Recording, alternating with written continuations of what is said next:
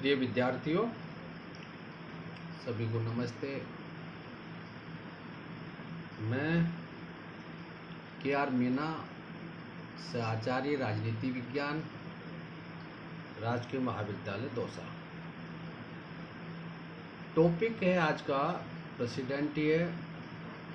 इससे पहले election of president, power and functions of president.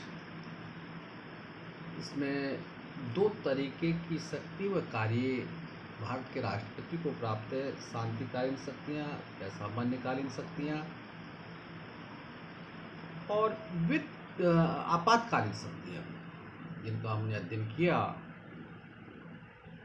उसके बाद राष्ट्रपति में हम आगे बढ़ेंगे कि वर्तमान में राष्ट्रपति की वास्तविक स्थिति का मूल्यांकन। व्यवहार में राष्ट्रपति की क्या स्थिति है, actual position of the president. देखिए, भारत के लगभग 70 वर्ष का कार्यकरण इस बात का प्रमाण है कि राष्ट्रपति के पद का विकास संवैधानिक प्रधान की दिशा में हुआ है।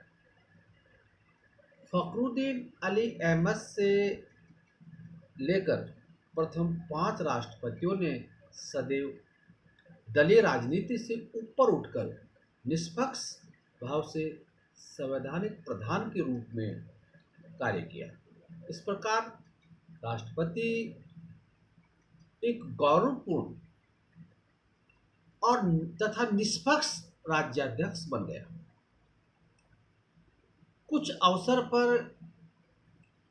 ऐसे भी आए जिनमें राष्ट्रपति पदाधिकारी व्यक्तियों जैसे डॉक्टर राजेंद्र प्रसाद, डॉक्टर राधाकृष्णन और श्री वी गिरी ने शासन को प्रभावपूर्ण परामर्श और चेतावनी देने का कार्य किया।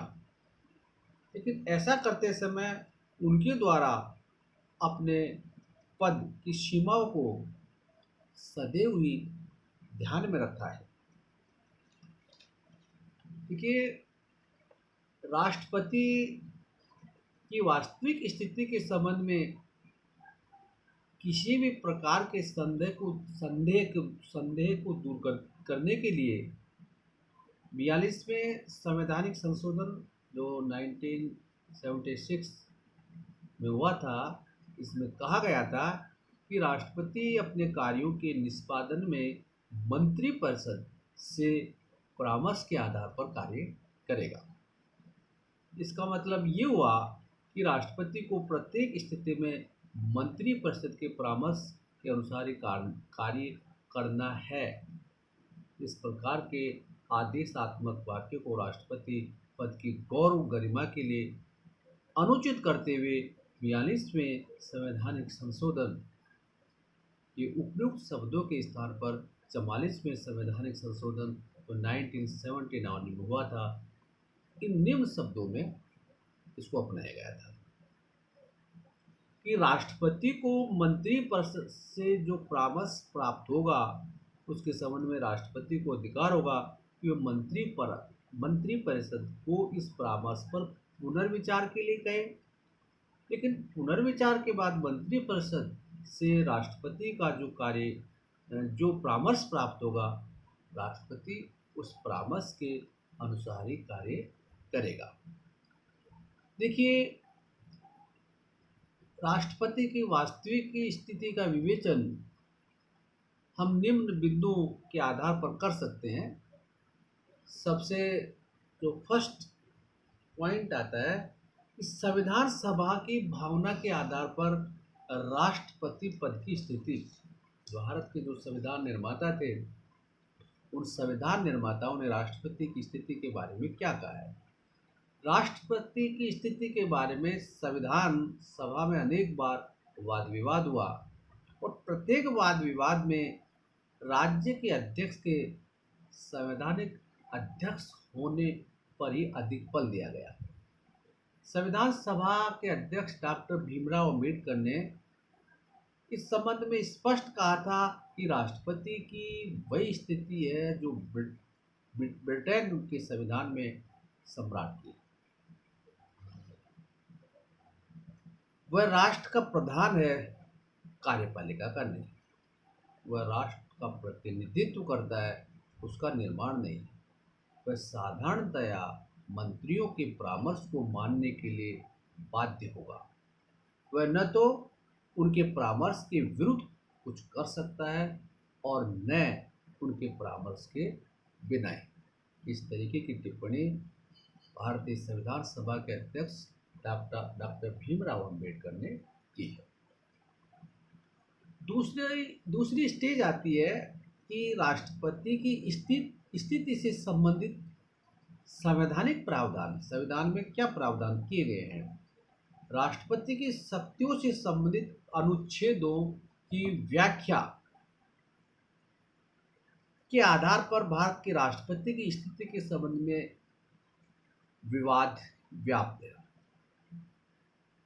कुछ विद्वानों का मत है कि राष्ट्रपति संवैधानिक प्रधान से कहीं अधिक है और वो देश का वास्तविक शासक भी बन सकता है। इस मत के समर्थकों में डॉक्टर बी के राव, ग्लेडहिल, के मुंशी, डी.एन. बनर्जी आदि का नाम प्रमुख है। दूसरे विद्वानों की व्याख्या के अनुसार राष्ट्रपति केवल संवैधानिक प्रधान भर है। इस मत के समर्थकों में डॉक्टर भीमराव अंबेडकर, पंडित नेहरू, एम.सी. शीतलवाड़ का नाम प्रमुख रूप से लिया जाता है। अब संवैधानिक स्थिति के बारे में अगला जो एक स्टेज आती है नई, कि राष्ट्रपति की स्थिति संवैधानिक अध्यक्ष से कहीं अधिक है।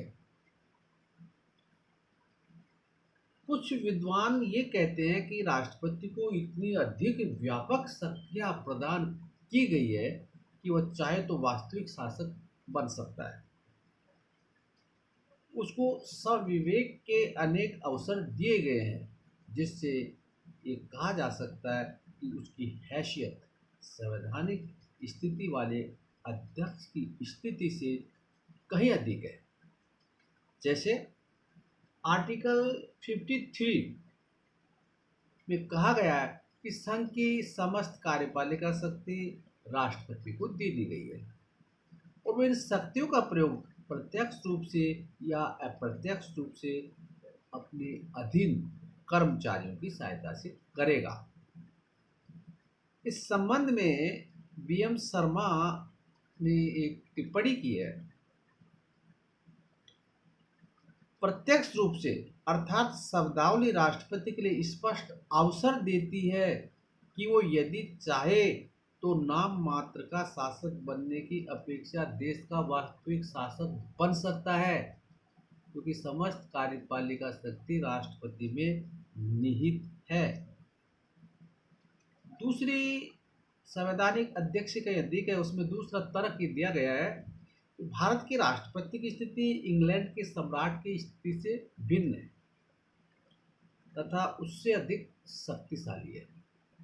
डॉक्टर राजेंद्र प्रसाद ने अपने भाषण में इसे स्पष्ट करते हुए कहा था कि भारत का राष्ट्रपति ब्रिटिश सम्राट की तरह मंत्रियों की सलाह पर चलने के लिए बाध्य नहीं है। दोनों देशों की परिस्थितियां भिन्न है। भारत का राष्ट्रपति इंग्लैंड के सम्राट से निम्न 5 बातों से भिन्न है। शपथ में, चुनाव में, लोगों की राजभक्ति के आधार पर, महाभियोग और शक्तियों के आधार पर भारत का राष्ट्रपति ब्रिटिश सम्राट से कहीं अधिक शक्तिशाली है। संवैधानिक अध्यक्ष के रूप में एक अगला स्टेज आता है कि भारत के राष्ट्रपति को संविधान ने संकट से निपटने के लिए बहुत सी शक्तियां प्रदान कर दी है, जो प्रजातंत्रात्मक शासन व्यवस्था से मेल नहीं खाती है।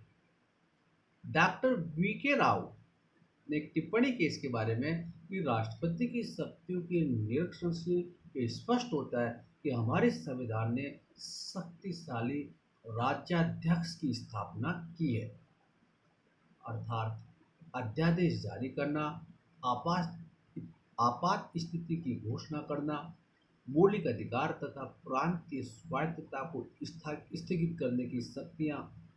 ये इस कथन को पूर्ण करती है कि राष्ट्रपति एक सर्वशक्तिशाली व्यक्ति होता है। अब दूसरी स्टेज ये आती है जिसमें कहा गया कि राष्ट्रपति की स्थिति केवल संवैधानिक संवैधानिक अध्यक्ष की ही है। राष्ट्रपति की स्थिति एक संवैधानिक अध्यक्ष मात्र है। इस मत के जो समर्थक हैं वो निम्न अपना तर्क देते हैं। राष्ट्रपति को दी गई आपातकालीन शक्तियों को भारत की सुरक्षा के ऐतिहासिक मूल अधिकारों तथा संसदीय प्रतिनिध्यात्मक राजनीतिक व्यवस्था के संदर्भ में देखा जाना चाहिए। इस संदर्भ में देखने से राष्ट्रपति वास्तविक शासक की हैसियत से कभी भी नहीं पा सकता है। संसदीय शासन व्यवस्था का ये भाव है कि वास्तविक कार्यपालिका शक्ति का प्रयोग मंत्री परिषद करेगी, जो कि संसद के प्रति उत्तरदायी है। राष्ट्रपति नाम मात्र के मुखिया के रूप में सारा काम करता है। मंत्री परिषद उसकी ओर से फैसले लेती है जिसे वो स्वीकार कर लेता है। पंडित नेहरू ने एक टिप्पणी की है कि हमने अपने राष्ट्रपति को वास्तविक शक्ति नहीं दी है, वरन उसके पद को गौरव और प्रतिष्ठा से विभूषित किया है। देखिए, अभी इससे पहले मैंने बताया था आपको कि 42वें और 44वें संवैधानिक संशोधनों के बाद आर्टिकल 74 में संशोधन करके आज ये व्यवस्था कर दी गई है कि राष्ट्रपति मंत्रिमंडल की सलाह मानने के लिए बाध्य है, लेकिन वह एक बार मंत्रिमंडल को पुनः विचार के लिए कह सकता है और पुनः विचार करने के बाद मंत्रिमंडल जो सलाह राष्ट्रपति को देता है वह राष्ट्रपति को माननी पड़ेगी। राष्ट्रपति का पद आदर और सम्मान का पद है, परंतु शक्ति संपन्न वो नहीं है। औपचारिक रूप से दी गई राष्ट्रपति की शक्तियाँ वास्तव में संघ के मंत्रिमंडल की ही शक्तियाँ हैं। उसे मंत्रिमंडल की सलाह के अनुसार कार्य करना पड़ेगा। यदि कोई राष्ट्रपति अपने मंत्रियों की सलाह की परवाह नहीं करे तो संसद उस पर महाभियोग लगाकर उससे पदच्युत कर सकती है। अनुच्छेद 75(3) में ये प्रावधान है कि मंत्रिमंडल लोकसभा के प्रति उत्तरदायी होगा। इसका सामान्य अर्थ यह है कि मंत्रिमंडल राष्ट्रपति के प्रति उत्तरदायी नहीं होता है। अनुच्छेद 78 में प्रावधान किया गया है कि प्रधानमंत्री अपने मंत्रिमंडल के निर्णय के संबंध में राष्ट्रपति को सूचना देगा।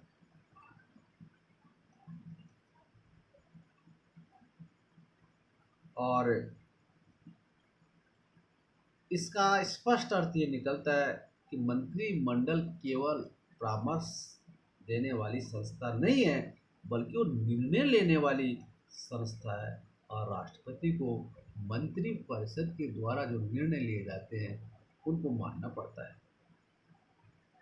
अनुच्छेद 75(2) में कहा गया है कि मंत्रीगण राष्ट्रपति के प्रसाद पर्यंत ही अपने पदों पर रहते हैं, लेकिन राष्ट्रपति का प्रसाद वास्तव में संसद का ही प्रसाद है और संसद के ही प्रसाद पर्यंत मंत्रीगण पदासीन रहते हैं।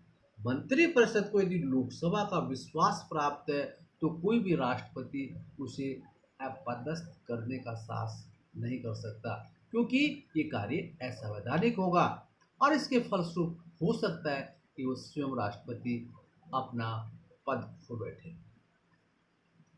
देखिए, अब हम ये देखेंगे कि व्यवहार में व्यवहारिक जो राजनीतिक व्यवस्था है उसमें उसकी क्या स्थिति है।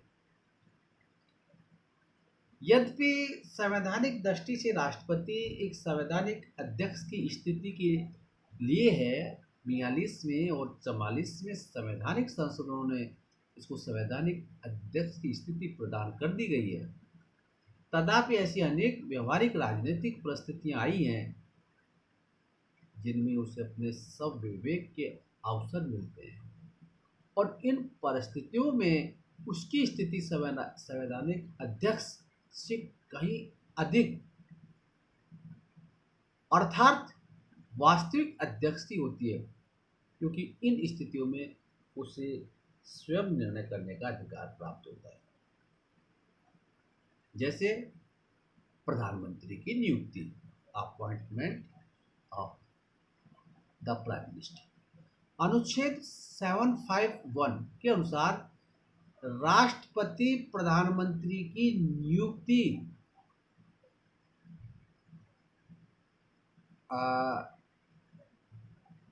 स्वयं विवेक के अनुसार कर सकता है और अन्य मंत्रियों की नियुक्ति वह प्रधानमंत्री की मंत्रणा पर करेगा।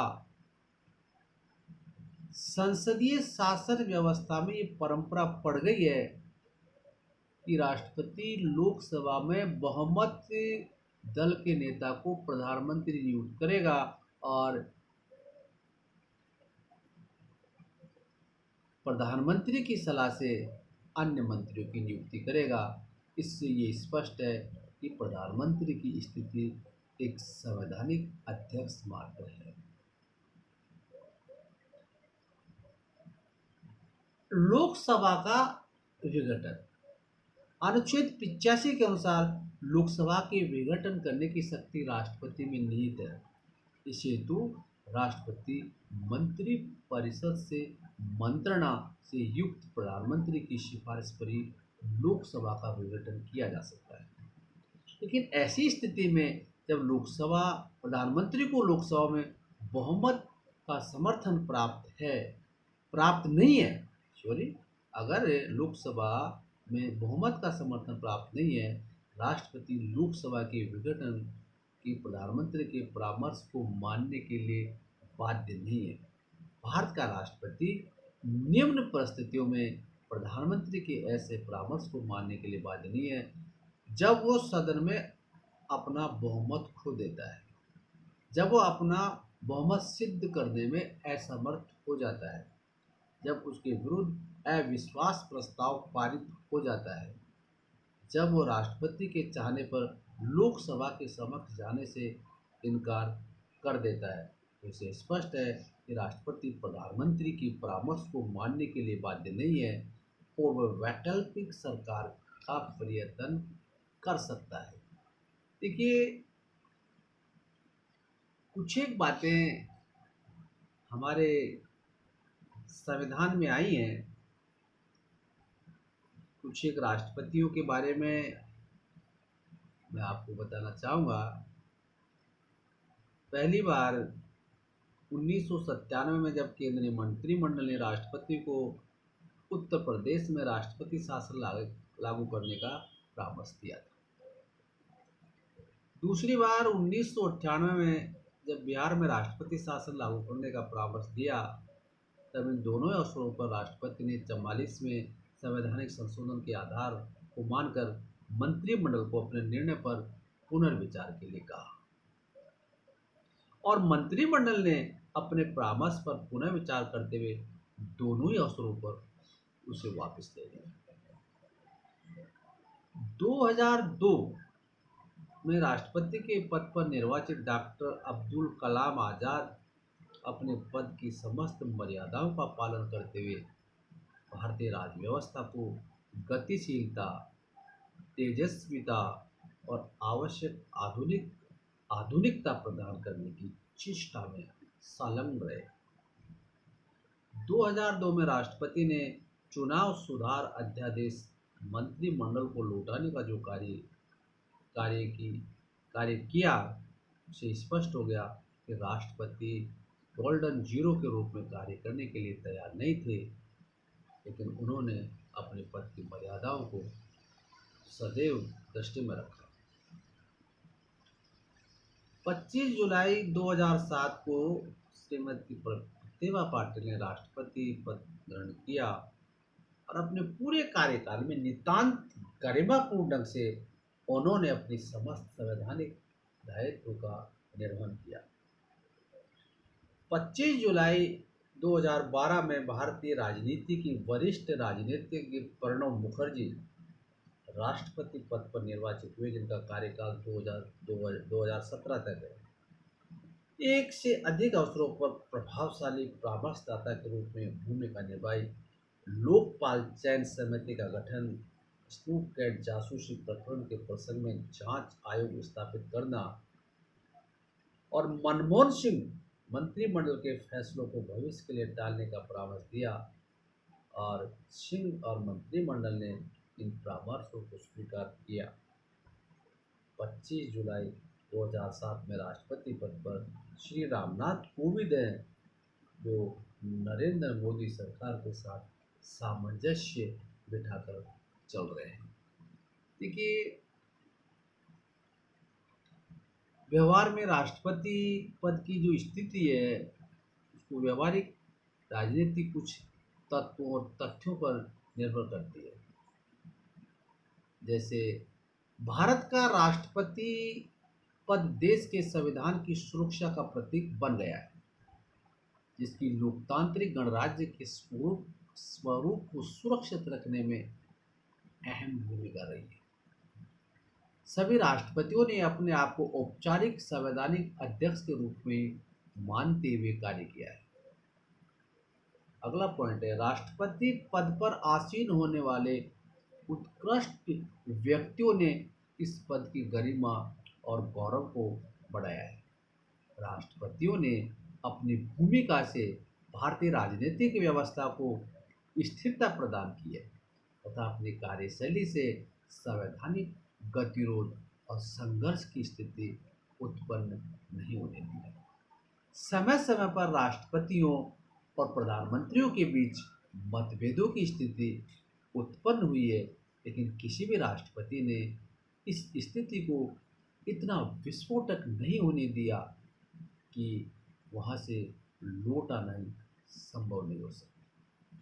सभी राष्ट्रपतियों ने मंत्रिपरिषद के सलाहकार, मार्गदर्शक और दार्शनिक की भूमिका निभाई है।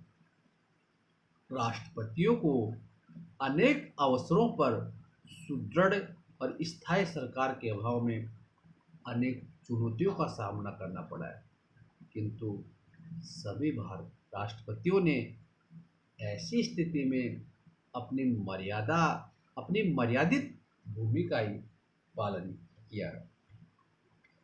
अतः उसे कभी भी भारत के राष्ट्रपति को महाभियोग का सामना नहीं करना पड़ा।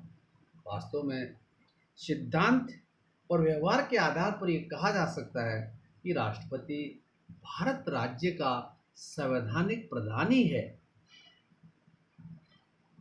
तथा इस संबंध में न तो स्वतंत्र राष्ट्रपति की धारणा को अपनाया जा सकता है और न इस धारणा को अपनाना भारत राज्य की संवैधानिक व्यवस्था के हित में होगा। इस कारण राष्ट्रपति को भारतीय राजनीतिक व्यवस्था में एक प्रभावशाली और सर्वोच्च परामर्शदाता की स्थिति प्राप्त है।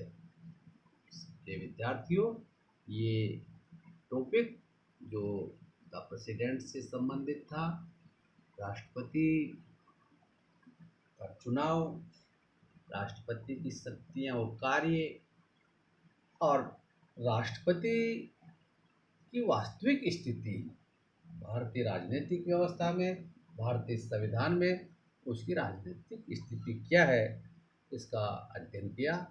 सभी को बहुत बहुत धन्यवाद।